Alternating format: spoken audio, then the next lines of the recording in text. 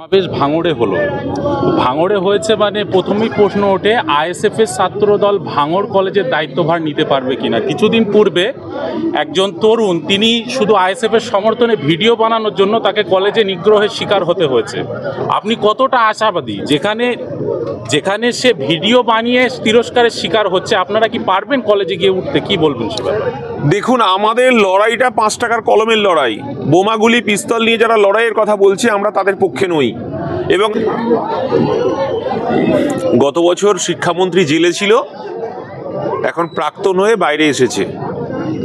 শিক্ষার ব্যবস্থা যে অবস্থায় ছিল সেই অবস্থায় আছে এবং দিনের পর দিন স্কুলগুলো বন্ধ করেছে এবং সেখানে মদের ঠেক তৈরি হয়েছে, গাঁজার ঠেক তৈরি হয়েছে।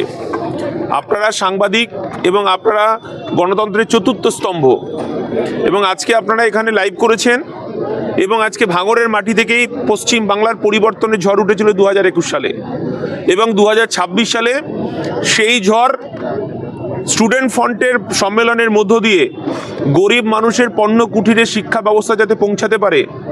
আর টাকা যার, শিক্ষা তার, রাজ্যের মুখ্যমন্ত্রী থেকে আর দিল্লির প্রধানমন্ত্রী পর্যন্ত শিক্ষা ব্যবস্থাকে পণ্যে পরিণত করেছে।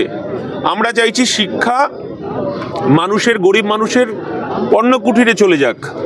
এই লক্ষ্যেই আজকে একটা আওয়াজ উঠেছে এবং এই আওয়াজের মধ্য দিয়ে 2026-এ আমার দলের সেনাপতি আজকে প্রধান বক্তা এবং ভাঙড়ের মাটি থেকে, পরিবর্তনের মাটি থেকে আজকে শিক্ষা ব্যবস্থার পরিবর্তনের দাবি উঠল।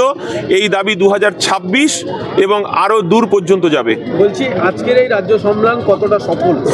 2 দিন ব্যাপী যে রাজ্য সম্মেলন হলো, সফল তো বটেই, শুধু সফল নয়, আজকে স্টুডেন্ট ফ্রন্টের ডাকে সাধারণ মানুষ আজকে এই জনতার সভায়, মানে ছাত্র জনতার সভায় উপস্থিত হয়েছে। কিসের পরিবর্তন বুঝতে পারছেন আপনারা? যে পরিবর্তন দিচ্ছে বাংলার মানুষ আজকে ভাঙড়ের দিকে তাকিয়েছিল। যে স্টুডেন্ট ফ্রন্ট আজকে শিক্ষাঙ্গনগুলোকে, তৃণমূল কংগ্রেসের আমলে পার্লার তৈরি হয়েছে, বিউটি পার্লার তৈরি হয়েছে এবং সেখানে মদ গাঁজার ঠেক তৈরি হয়েছে। আমরা এই ঘুঘুর বাসা ভাঙতে চাই, যার কারণে আজকে অভিভাবকদের ডেকে আমরা এই কথাটা বোঝাতে চেয়েছি যে এই বাংলার শিক্ষা ব্যবস্থা ভেঙে পড়েছে। এই বাংলার শিক্ষাঙ্গনগুলোকে একদম মানে ব্যবসার জায়গা তৈরি করেছে এবং সেখানে ছাত্র নয়, ছাত্রের বাবারা, বয়স্ক বাবারা, যেটা আমরা বলতে চাই যে বুড়ো ভামদের একটা আখড়া তৈরি হয়েছে। আখড়া এই ঘুঘুর বাসাকে ভাঙার জন্যই আজকে আমাদের এই সভা। আচ্ছা, আজকের এই সমাবেশ ভাঙড়ে হলো।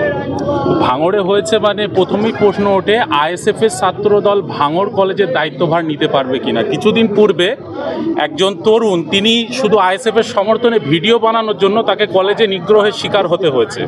আপনি কতটা আশাবাদী যেখানে সে ভিডিও বানিয়ে তিরস্কারের শিকার হচ্ছে, আপনারা কি পারবেন কলেজে গিয়ে উঠতে? কি বলবেন সে ব্যাপারে?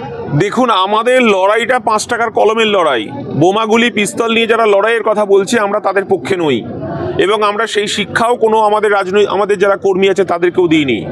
এবং আমার দলের সেনাপতি, আমার দলের চেয়ারম্যান নওশাদ সিদ্দিকী এই বার্তাই আমরা দিতে চাইছি যে বাংলার মানুষ 2011 সালের পর তারা খুব কষ্টের মধ্যে আছে। তাদের গণতান্ত্রিক অধিকার লুট হয়েছে। ছাত্রদের যেমন শিক্ষা ব্যবস্থাটাকে ভেঙে চুরমার করে দেওয়া হয়েছে এবং শিক্ষা ব্যবস্থাটাকে পণ্যে পরিণত করা হয়েছে।